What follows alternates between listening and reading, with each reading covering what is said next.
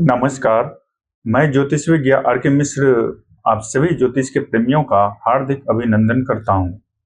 मेरे प्यारे ज्योतिष प्रेमियों, भावों के आधार पर बनने वाले कई प्रकार के योग और भावों से संदर्भित मामलों में किस प्रकार से व्याख्याएं ज्योतिष विज्ञों के द्वारा की जाती हैं, इसके बारे में पूर्व के वीडियो में चर्चा किया गया।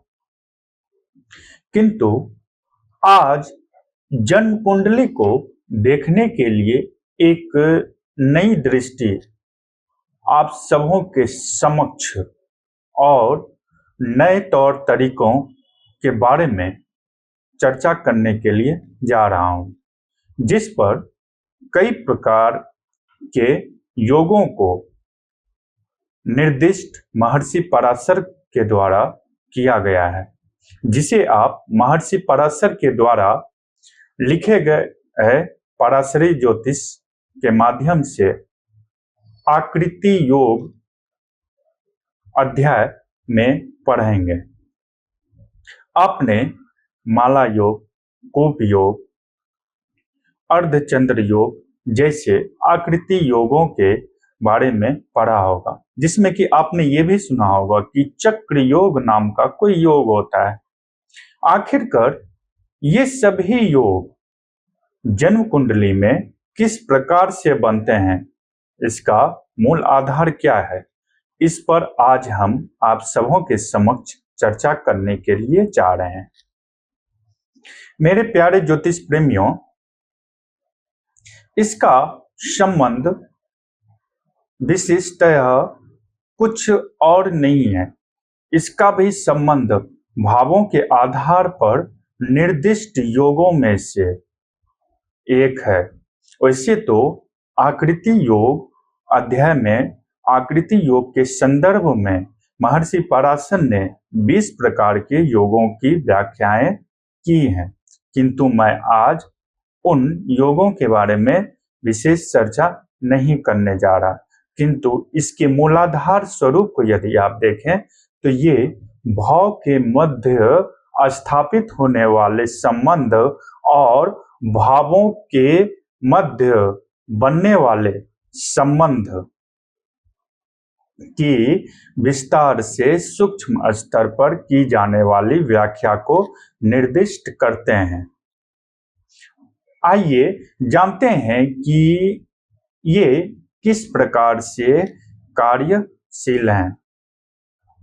इसमें आपको कुछ नहीं देखना है, इसमें आपको सिर्फ ये देखना है ग्रहों की स्थिति किन भावों से किन भावों के मध्य बनती हुई दिख रही है।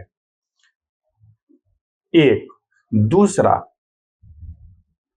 दूसरा महासूत्र है जो कि भावों में किन किन भावों में ग्रहों का संबंध विशेष तौर पर बन रहा है। तीसरा सूत्र, इसमें से आपको ये देखना है कि केंद्र के भाव जागृत हो रहे हैं या फिर त्रिकोण के भाव जागृत हो रहे हैं।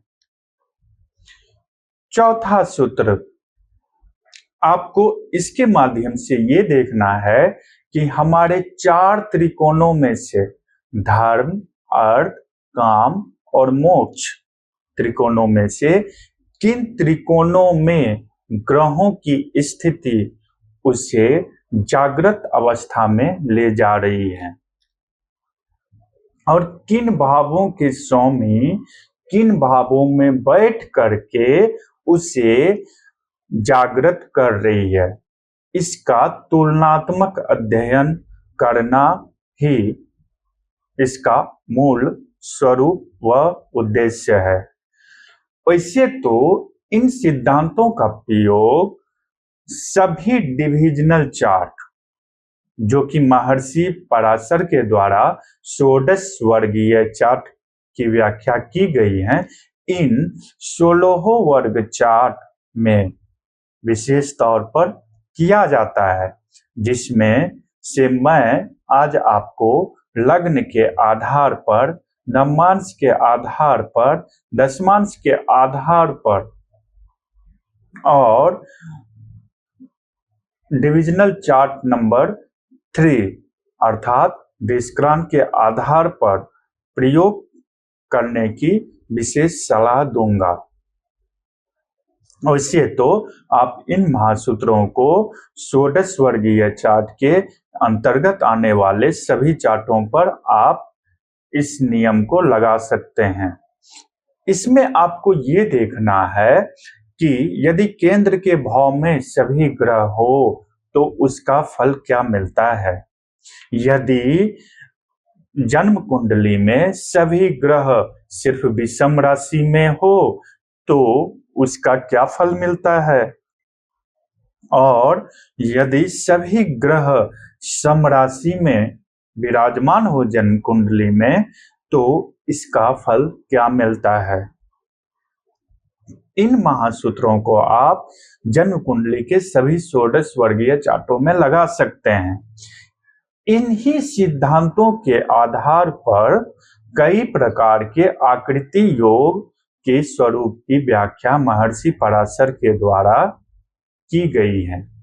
अतः आप सभी जब ज्योतिषीय कक्षा में होंगे तो योग सिद्धांत की जब व्याख्याएं की जाएंगी तो कक्षा में इसके ऊपर विस्तार से चर्चा किया जाएगा। अतः इसे अभी तत्कालिक तौर पर सांकेतिक रूप से समझने की चेष्टा करें। वास्तव में योग भाव के आधार पर ही बनते हैं, ग्रहों के आधार पर ही बनते हैं और नक्षत्रों के ही आधार पर बनते हैं। कोई भी योग तिथि, नक्षत्र, भाव और ग्रहों की युतियों के द्वारा योग का निर्माण होता है। इसे योग सिद्धांत के अंतर्गत जब हम लोग कक्षा में विस्तार से चर्चा करेंगे तो इसका स्पष्टीकरण विस्तार से कर दिया जाएगा।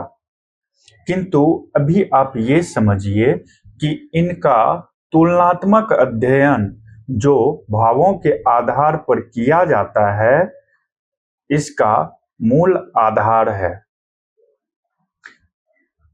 आशा है कि आपको आज का ये ज्योतिषीय महासूत्र जो आप सबों को निर्दिष्ट किया गया है जान करके बेहद ही प्रसन्नता हुई होगी। अतः पुनः आगमन तक के लिए आप सभी ज्योतिष के प्रेमियों को मेरा नमस्कार।